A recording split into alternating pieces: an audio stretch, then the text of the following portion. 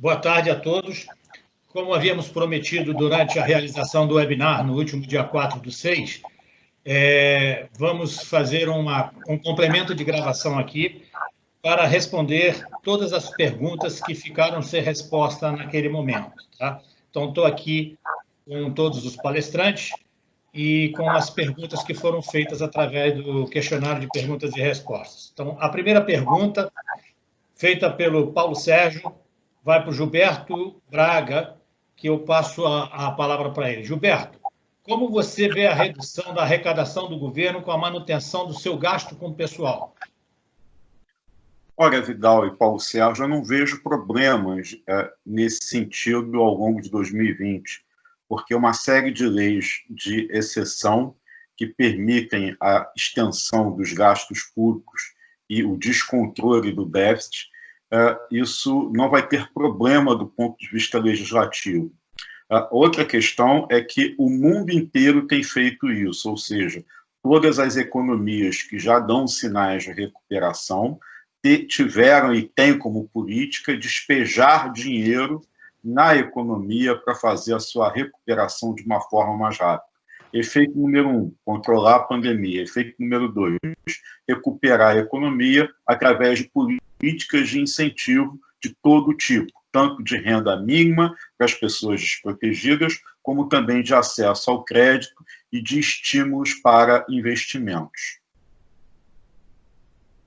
Obrigado, Gilberto. Tem uma outra pergunta aqui, endereçada pela Maria Elisa Macieira, da Fundação Getúlio Vargas, que é o seguinte: como tirar o governo da frente dos negócios?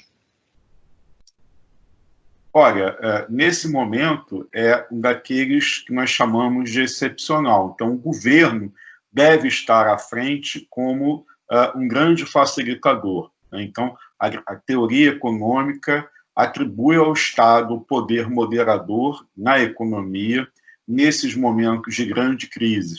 Então, nós temos uma crise econômica que é derivada de uma situação de epidemia de saúde, portanto, o governo tem que atuar e depois a ideia que se tem é que o governo vai fazer sozinho um processo de retirada gradual e até mesmo de reestruturação de todo esse arcabouço de políticas sociais que, de alguma maneira, se atropelam no país. Obrigado, Gilberto. Tem mais uma aqui, do senhor Mauro Guimarães. Ele diz o seguinte: 80% das PMEs não têm acesso a empréstimos ou qualquer tipo de ajuda do governo. Sendo as PMEs responsáveis por grande parte do PIB brasileiro, qual é o cenário, dentro de 6 meses a 1 ano, com o fechamento de 90% destas PMEs, que não terão condições de pagar aluguel, luz, internet, poucos funcionários, etc. E, consequentemente, não produzirão serviços e pequenos comércios. A história poderá ajudar? Como as PMEs se reinventaram pós-crise de 2029, pós-gripe espanhola e pós-guerras? De que forma o governo pode ajudar? Temos condições de adaptar para essa crise atual? Olha, Mauro, eu quero acreditar, quero crer que o governo vai fazer o dever de casa. Hoje, as linhas de créditos destinadas para as PMEs, elas, na prática, não são efetivas, ou seja, existe regra, existe lei, mas as grandes PMEs, a enorme quantidade de pequenas e médias empresas, elas não têm certidão de regularidade perante a órgãos públicos, não passam em análise de créditos, têm apontamentos em cartórios, muitas mesmo até que contratam bastante mão de obra, elas não têm sequer toda a sua documentação de existência em dia. Então, é preciso que o governo olhe para isso dentro de um formalismo, não com formalismo jurídico cartorial, mas através da necessidade de um apoio econômico. Assim como o governo está dando recursos emergenciais para pessoas em situação de calamidade, de emergência, isso deveria ser estendido também para as pequenas e médias empresas, a partir do estabelecimento de um padrão. Assim tem sido o discurso, esperamos que mude. O próprio ministro Paulo Guedes já manifestou a ideia de que Isso precisa ser refeito, que o BNDES tem que fazer o seu papel também para as pequenas e médias empresas, e com relação às experiências passadas do governo, ele sempre vai ter que abrandar essas exigências formais que ele faz. O grande problema que nós estamos verificando hoje é que o governo utiliza como agente os bancos comerciais privados. E os bancos comerciais privados, eles têm as suas próprias regras para a concessão de créditos. E, normalmente, esse público não passa nessa peneira. Obrigado, Gilberto. Quer dizer, efetivamente tem muita linha de crédito, mas o problema é a ponta final, quem assume o risco por esse crédito, onde a maioria das pequenas e médias empresas não terão condições de fazer compliance com as regras dos bancos e, por isso, não terão acesso ao crédito. Por último, tem uma pergunta aqui feita pelo André Godinho, grande amigo também, empresário, onde ele faz a seguinte questão: vejo cada vez mais a importância do governo, não só no Brasil, para socorrer o empresariado e garantir a soberania. Isto não seria mais preocupante no caso do Brasil? Não aumentaria ainda mais o nosso risco? Olha, o que eu vejo é que o governo tem que exercer o papel de governo. Se isso vai piorar ou não, o depois, a gente vai ter que tratar depois.